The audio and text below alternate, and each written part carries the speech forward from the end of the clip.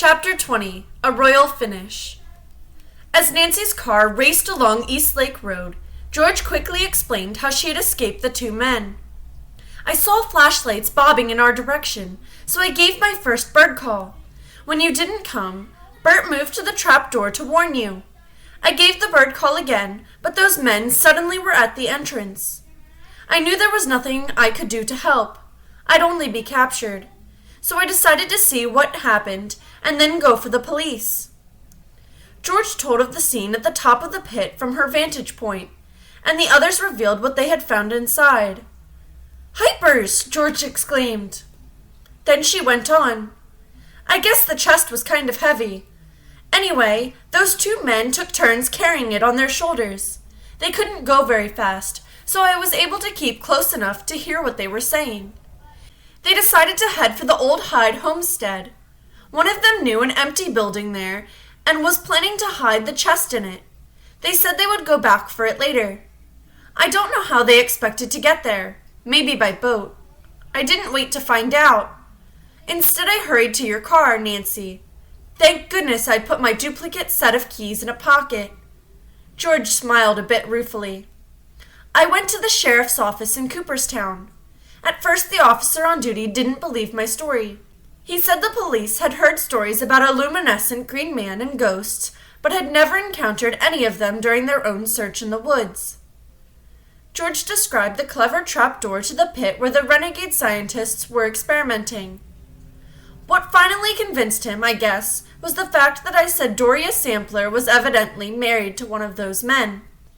The officer went to talk with her, but though she admitted she was Mrs. Sam Hornsby, she would say nothing more. Anyway, the officer got in touch with the state police, who decided to investigate empty buildings at the Hyde homestead. Where's that? Ned inquired. Nancy explained that it was above the lake past Glimmerglass Park. It's a beautiful mansion which stands on a high hill. George whizzed along, but had lost time picking up her passengers, so the police cars were out of sight. She caught sight of them, however, when she reached the well-kept grounds of the Hyde homestead. Two men carrying a chest were being escorted by the police to the officers' cars. The young people jumped from Nancy's convertible and rushed toward them. I'm glad you got here, said one of the state troopers. You'll be able to identify these suspects. The prisoner, who was the woodsman the girls had met before, spoke up. I'll admit nothing. We've done no wrong. These people here, he said, pointing toward Nancy's group, stole this chest which belongs to friends of ours. We were only getting it back for them and hiding it in a safe place. You have no right to arrest us. The other officer, who said his name was Brady, told the men there was plenty of evidence against them. They could do their explaining in court. That won't take long, Matt spoke up. The papers and blueprints in this chest were stolen from Dr. Martin Larimore. All this time, the two prisoners were glaring at Nancy and her friends. Finally, one said to her, You deserve to have trouble. The whole bunch of you were too snoopy. My pals weren't hurting anybody. Just then, a message came over the shortwave radio of the first police car. It said Samuel Hornsby Jones had been arrested. He had learned his wife was in custody and had given himself up. His buddy, Michael Welch Brink, had been apprehended a short while later. Both men had confessed. Sam had played the parts of the Green Man, the ghost, and the iridescent animal-like creature. Brink had searched Miss Armitage's cottage for the Valentine and letter. The letter had been recovered from him. Brady asked Nancy, Do you know what this is all about? All I can tell you now is that it involves a secret, but there's nothing criminal about it. Apparently, Doria, Sam, and Mike were spying near our cabin and overheard us talking. Brady informed his prisoners that the young people had captured Doria Hornsby and turned her over to the authorities. Startled by the news, the two prisoners asked why. Brady explained, She is a professional thief along with her two brothers who live in New York City. They're the ones who burglarized a jewelry store in our village and have committed other thefts. Doria said she was doing it to get money for Sam, but that neither he nor Michael knew about the vacation swindle. Brady smiled. Nancy Drew, your detective work apparently scared the Storia. That's why both she and the men harassed you in various ways. You mean like capsizing my friend Ned and me in our sailboat and burglarizing our cabin? She asked. When Brady nodded, Nancy inquired if all the stolen purses had been recovered. I'll find out, Brady offered. He radioed headquarters again and asked. The answer was yes. The police had searched the underground cavern thoroughly. They had found not only all the handbags, but a quantity of stolen jewelry. By the way, Brady reported, a pal of Sam Jones tried to kidnap one of you girls, and another accomplice knocked out her boyfriend. The two men whom the troopers were holding winced. They finally admitted their guilt.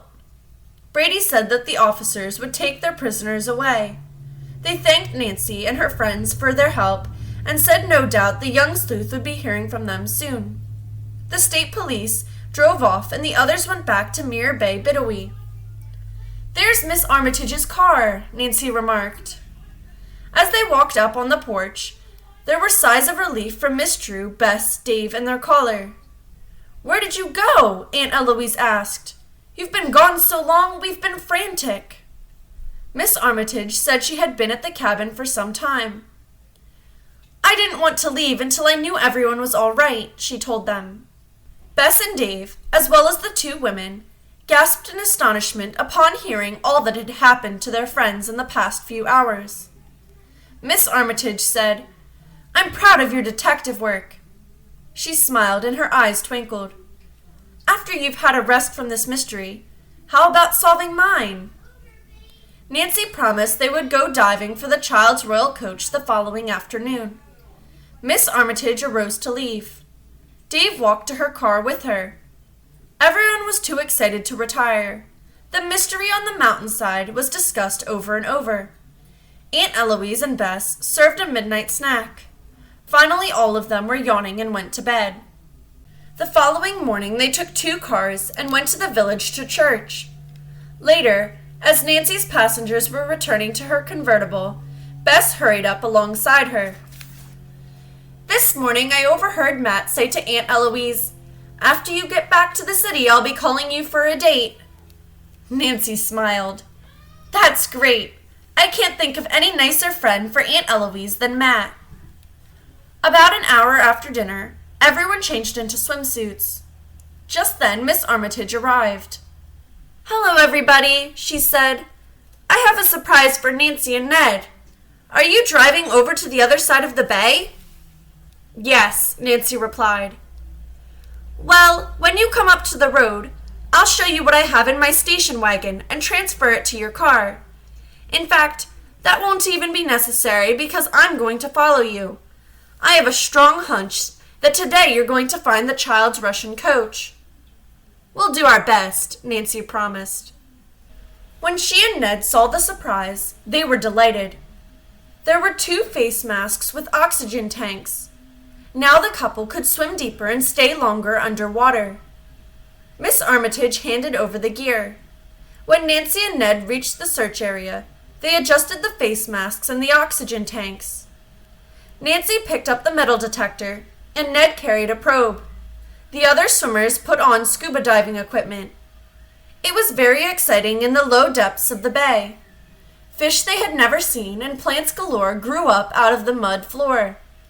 As the couple swam along, Nancy listened carefully for ticks on the metal detector. After Ned had lodged the probe into the mud, he let Nancy take the lead.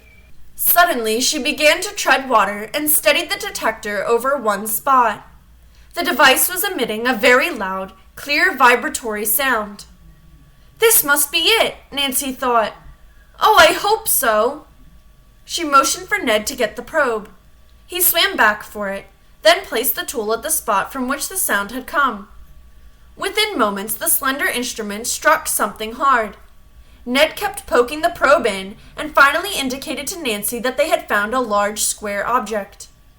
The couple tried to dislodge it, but this was impossible.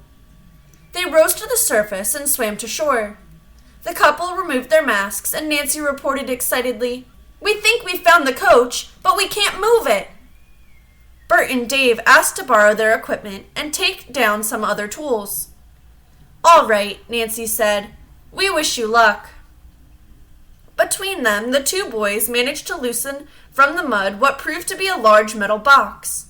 It was much too heavy for them to dredge up. They surfaced and announced that they needed strong rope or metal cable and a small derrick to lift the object onto shore.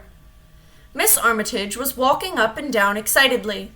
The elderly woman wished she could help, but said she did not have the strength. "I wish I had proper diving equipment," Aunt Eloise spoke up.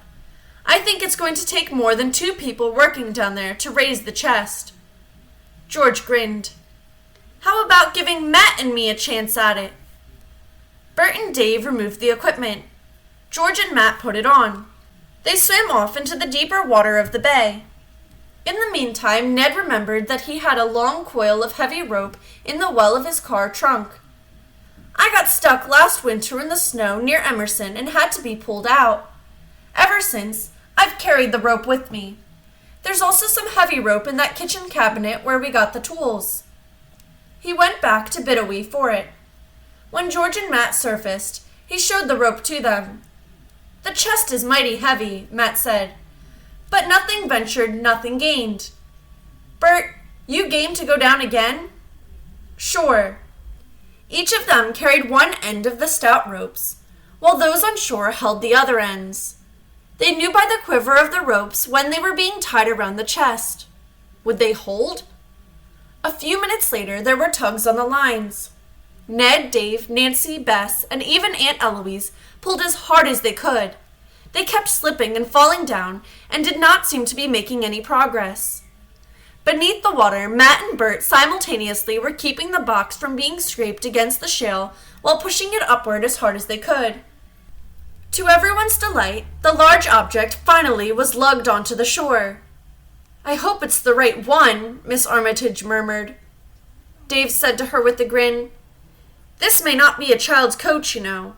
Possibly it's pirate gold." The remark eased Miss Armitage's tension somewhat. She suggested that they wait to open it at Bide-A-Wee. It was dragged up the incline and lifted to Miss Armitage's station wagon.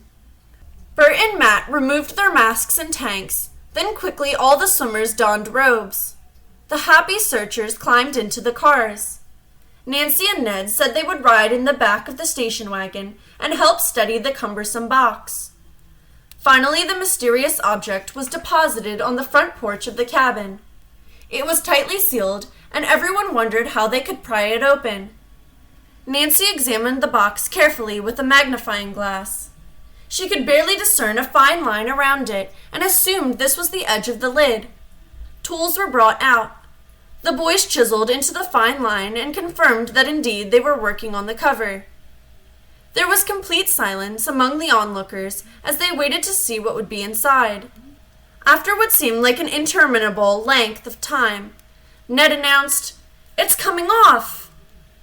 A few minutes later, the boys lifted the heavy lid. Many pieces of soft cloth were tucked around the contents. Quickly, the girls took these out. Everyone gasped. Below was a white roof. "It is a child's royal coach," cried Miss Armitage, hardly daring to believe her eyes. Very gingerly, the precious object was lifted from the box. It was fairly heavy. "This is exquisite," Aunt Eloise exclaimed. "Look at all those darling little cherubs painted in gold and white." The shafts for a pony were separately wrapped. They had been cut in half to accommodate them to the small space and laid diagonally across the bottom of the box. Bess ran for mending tape. The shafts were put together and set into place. Miss Armitage was walking around excitedly. "Can't you just see a darling little girl riding along in this?" As she finished speaking, there was a hail from the water, and everyone looked up to see Yo arriving in his boat. "Hello!" Nancy cried excitedly. "Come up here and see what we found!" If it were possible for anyone's eyes to pop out of his head, this would have happened to Yo when he joined the group. The young man stared, speechless. You pulled the coach up out of the water?" Nancy smiled. This is the secret of Mirror Bay." "I can't believe it," he said. "What are you going to do with this beautiful thing?" Miss Armitage told him she planned to present it to the Fenimore Museum. "Of course, I'll have to notify the police about this treasure, which belonged to an ancestor of mine." "Yo," she said, "would you go to the museum right now? See if you can find a couple of the officials and bring them here. There's no phone in the cabin, so I can't call." Yo said he would be delighted to do the errand. When he left, Nancy was deep in thought. Though thrilled by her eventful visit with Aunt Eloise, she was eager to tackle another mystery. The young detective got her wish when called upon to solve the double jinx mystery. An hour later, 2 men arrived from the Fenimore Museum. Mr. Clark and Mr. Hill were astounded not only at such an unusual gift to the museum, but at Nancy's astuteness and perseverance in solving the mystery. After Miss Armitage had told the history of the child's royal coach, she formally presented it to the museum in care of the 2 men. Mr. Clark said, "I am not a trustee of the museum, but I live in Cooperstown, and this coach will be a wonderful addition to our exhibits. My congratulations to you, Nancy Drew, and your friends." He smiled. "I have a special key made for you. It will be the key to Cooperstown." Nancy thanked him.